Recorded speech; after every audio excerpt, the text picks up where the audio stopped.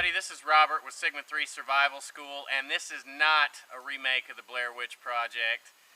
Basically what we're doing tonight is we're going to do an all-night fire. This is kind of the lazy man survivor fire when you don't want to constantly have to feed a fire. This didn't take that long to gather.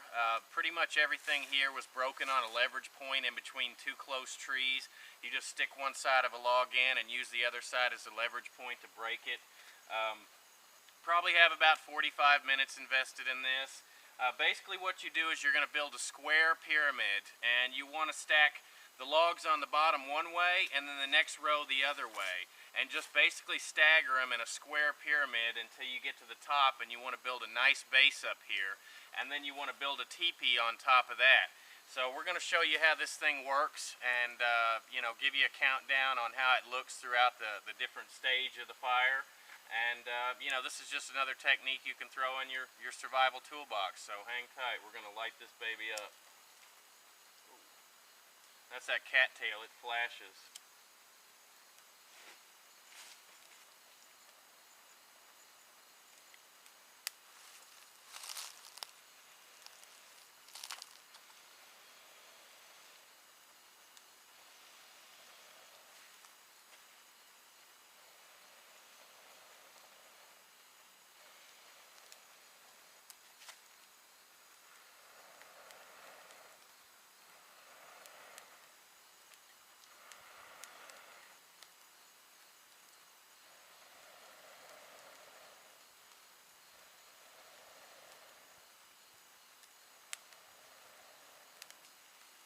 And it's as simple as that. You basically get the teepee going and it'll burn down, and as we go through the night, it'll go lower and lower and lower. One of the important things to remember is to stack the logs closely together so that it doesn't it can't burn through it too quickly, and use fairly large logs. So hang tight with us, and we're going to go through the whole process of this. Alright, here we are doing the all-night fire. This is part of our basic standard, one of the many things that we do in relation to fire.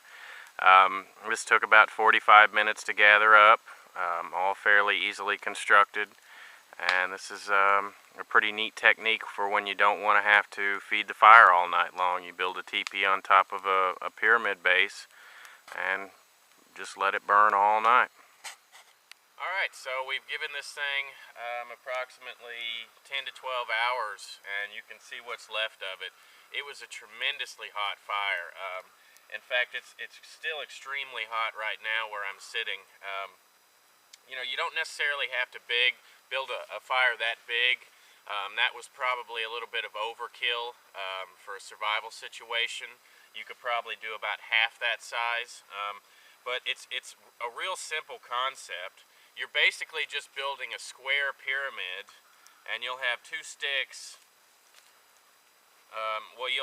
They just run against each other, so you'll run the sticks one way, and you'll stack a row, and then you'll run another set of sticks, and you'll fill them in to where the gaps are real tight together. Almost the tighter the better. You still want to have some air in there. Another thing that you can do is add some green wood in order to slow it down. That'll help keep the fire from getting too hot. If the fire does get too hot, then you can throw a little bit of dirt on it, some water, whatever you've got to slow it down so that it doesn't burn too fast through the night. Regardless of whether it does burn fast, what happens, and this is true especially for the larger fires, the taller it is, the more ash it's going to build towards the bottom, which is going to slow the fire down. This right here was completely covered with ash, and I just cleaned it up just a little bit to show you, but it's just really putting off a tremendous amount of heat. So this is a really good technique that you can use in order to not have to go out and gather firewood throughout the night, or to have to sit there and stoke it. And you can put this in your like a wickiup, or some of your primitive shelters, and you can sleep next to it and stay warm, and you can have a person on each side if you've got a small group. So this is a really great technique. Give it a try sometime. It only took about 45 minutes to gather that huge pile of logs, and we just used a leverage point in the trees to break most of them. So, go ahead and try it out yourself. It's a good technique, and we appreciate any kind of commentary or any techniques that you can throw in on the mix. And, you know, please help support us by subscribing. Thanks.